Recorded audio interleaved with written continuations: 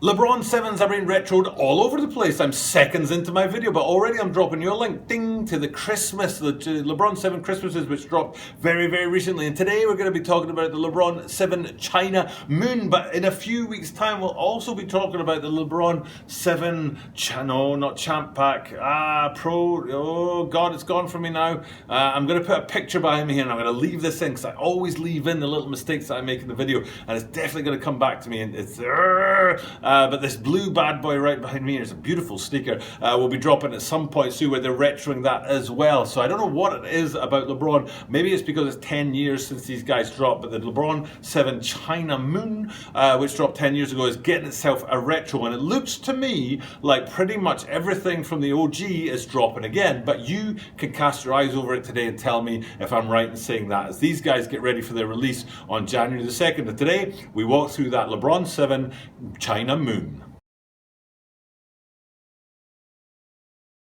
This is the Tokyo About It 23 Sneaker Channel. Tokyo About It 23 Sneaker Channelです。毎日アップするので毎日見てください。Every single day I bring you content from Tokyo, Japan about upcoming sneaker releases, sneaker news, and sneaker reviews. And today it's no different as we look towards the upcoming re-release of the LeBron 7 China Moon, which is predominantly a white and gold sneaker. There are a few details and hints on there that I'll be looking at and talking to you guys about today and going through this sneaker. But it's a real clean sneakers. 10 years since the original LeBron 7s dropped, and I don't mind telling you that there's a LeBron 7 coming to the channel at some time fairly soon from Shoe Butter. Now Shoe Butter has one of the rarest sneaker collections in the world, and maybe the rarest LeBron collection in the world, because he has some player exclusive LeBrons in his collection. And every Sunday he brings us sneakers in hand, some of the rarest sneakers in the world. And what I do is I give you a hint every day, and you try and work out which one it is. So this Sunday,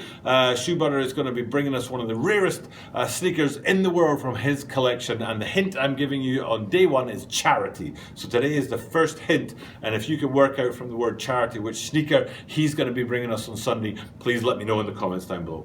But we'll leave that aside and we'll get into today's LeBron sneaker, which is the LeBron 7 China Moon. Now, personally, this isn't me personally, but for me, LeBron 7's one of the challenges, try not to be too negative, one of the challenges that LeBron 7 has is that the toe box can sometimes look too chunky. The toe box on LeBron 7s often looks like a big chunk of leather or a big chunk of material. And if you look at these China Moons behind me here, you can see them sitting there right now. I think that they don't look too chunky. That big patch of material across the toe box doesn't look too chunky because of the white lines that come above and below it on the midsole, for example, and it breaks it up a little bit. It doesn't make it look too uniform or too single material. So it really, really works for me. It's one of my favorite things about these China Moons is that patch on the front across the toe box doesn't look too heavy and too chunky on there.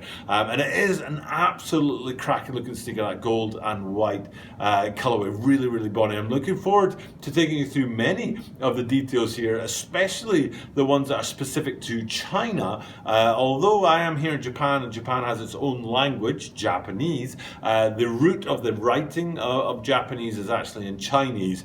So there are similarities between Chinese and Japanese writings, although they are not the same.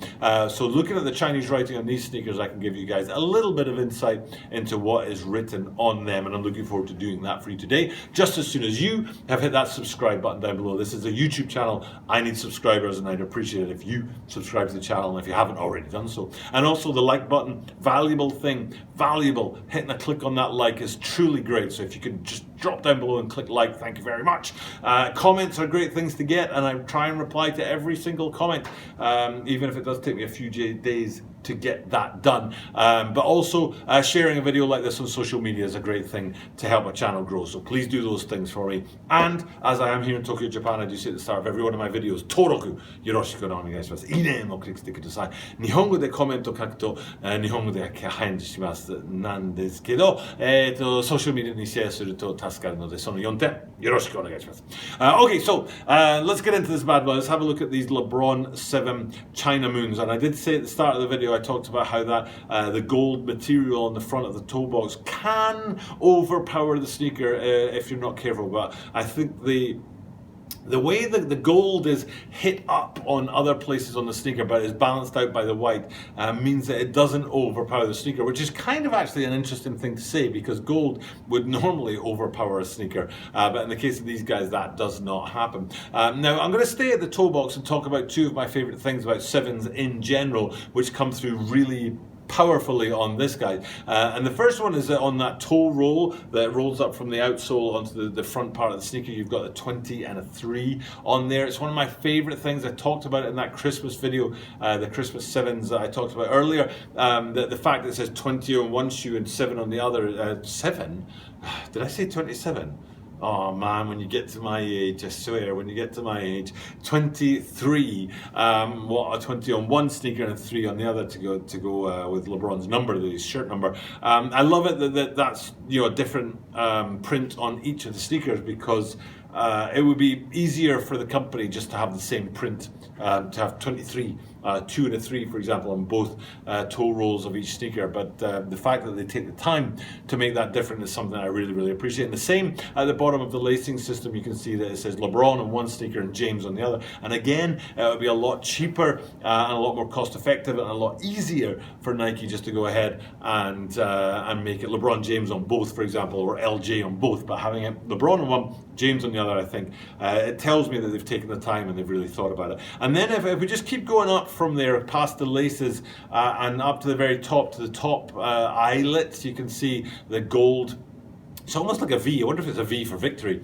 The gold's at the top of the lacing there, which adds another pop of colour. And then right beside that, you've got, on that white tongue, you've got that panel of branding right in the middle there. It's almost a triangle with the gold writing as well. And these are the kind of things that I mean when I talk about the gold colour not overpowering the sneaker, because it would be easy for this to be too much, but they do a pretty good job of balancing that out. And then when you come down from that top eyelet, which is metal,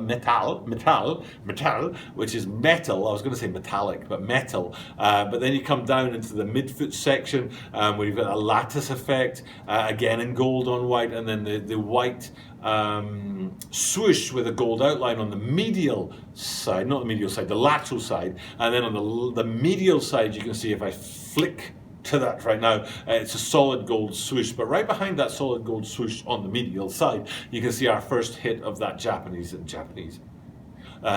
branding on the heel section there, where there's a big inlay right on the heel with 6 Chinese characters in black. Now, I cannot work out what this says. I tried various different ways to find out what it says and what it means, but I couldn't find out what it says. What I do know is that it's cool. It looks really, really good, and it really brings that China element of this sneaker to the forefront. But where I do know what the Chinese says, if you flip these guys upside down and have a look from above into the insole, you can see there's Chinese writing on there. And I know that says Little Emperor. I'm not sure why. I don't know why they would go for Little Emperor on the insole.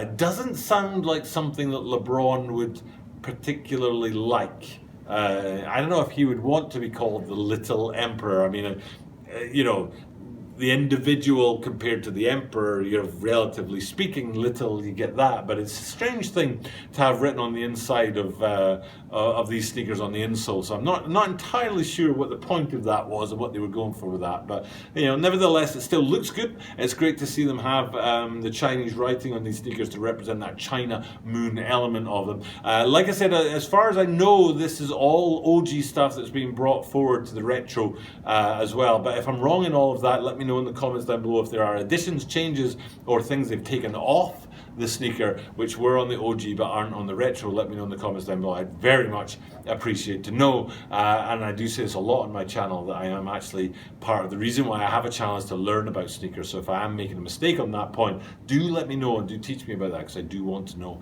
those little mistakes. It does help a lot. And then I think we'll just finish off talking about the sneaker with just that little stud that you get on the back on the medial side of LeBron 7s. You can see there, which is still there on these guys. Now there was something else about these. Gosh, I can't remember what it was. I can't remember. Maybe I can show it to you, because I can't remember what it was. But it was something. I think it was something printed on the midsole was it at the heel, which again was just a little touch that I really appreciated about them. I think on the heel it actually has an L and a J. LeBron on one and James on the other, L and J. But there's somewhere else there was a little detail that was interesting to me, and hopefully I can put that behind me and share that with you guys here. I'm pretty sure it was on the midsole or the outsole somewhere, other than that L and J thing that I just mentioned. So, but anyway, enough about these guys. I think they're a great looking sneaker, really fine sneaker to be retro, and glad that 7s are being retroed because they're a really cool sneaker. And I really do appreciate the colorway and the fact that toe box isn't overpowering the sneaker, which would be very easy to do. For now though, it's time to sign off. Thank you guys for checking out my content as usual. I thoroughly enjoy doing these sneaker videos, and I'm really grateful to you guys for dropping by. I did mention just a couple of days ago that we passed that magical 1,000 subscribers mark, so thank you guys very much for helping the channel to grow and helping us to move on into 2020 with you know, some growth. So it's the end of the 2019 Talking About a 23 sneaker channel. We did a whole year of daily drops every single day, at least one video, sometimes two, and I'll be looking forward to sort of, you know, growing the channel. Hopefully now that we're past 1,000 subscribers, that means I can go live more easily on an iPad or on my phone, so I'll be looking to go live more often. But thank you guys for a year of support, a year of help, as we look forward to 2020 and with renewed hope for the channel. Looking forward to what the Olympics are going to bring to the channel as well. It's going to be an interesting year ahead. So great to have our first full year under the belt. Looking forward to year 2. As ever though, thank you guys for checking out my content. Truly appreciate it. Thank you guys for all the support and the help that you give me. And as I do this every single day, that means that you are guaranteed to see me on the 1st of January next year, which is tomorrow.